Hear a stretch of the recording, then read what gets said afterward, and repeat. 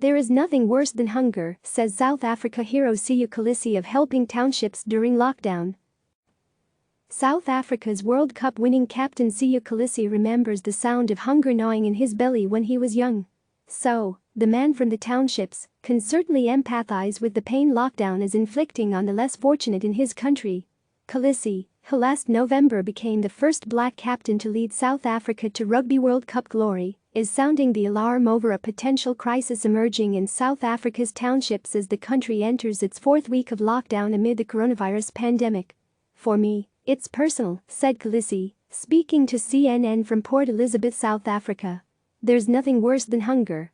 There's nothing worse than listening to your stomach before you go to bed, and you just hear grumbling.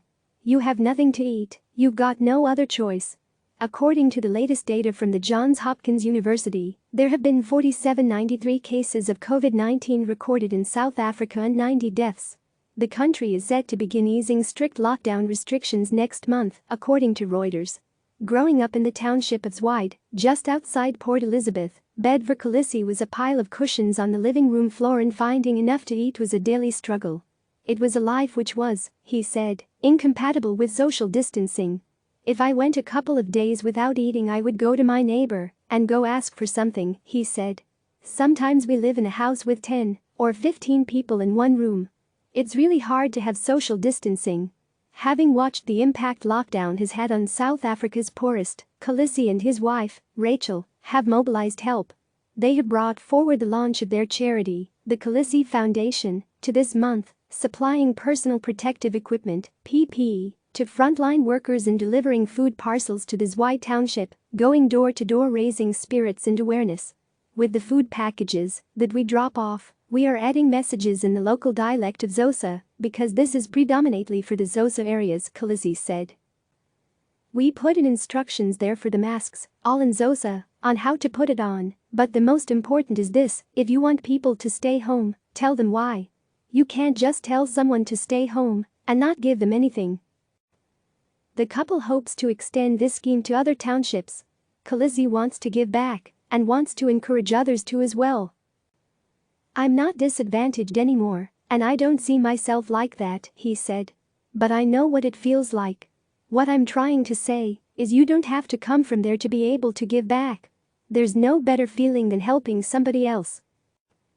Shut indoors, Kolisi has had time to revisit his extraordinary Rugby World Cup victory and, for the first time, has watched the final against England, 80 minutes which whizzed by when he was on the pitch, the weight of a nation on his shoulders. To lift a nation's spirits, the final was recently rerun on TV, and in the Kolisi home there was no dispute over the remote that night. Kolisi's wife made everyone watch the match. "We watched it all over again and got all the goosebumps all over again," she said. "When Siya was playing, like you don't see the people and everything that's going on." Kolisi himself remembered being in the zone and the rousing speech of his coach Rassie Erasmus before the game. "I remember everything," he said. "That was just exactly what we needed. You know, exactly what I needed."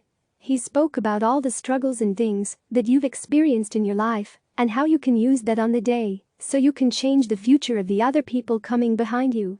How will Kolisi feel when sport returns, when stadiums can safely fill with thousands of fans again? "That's gonna be amazing," he said.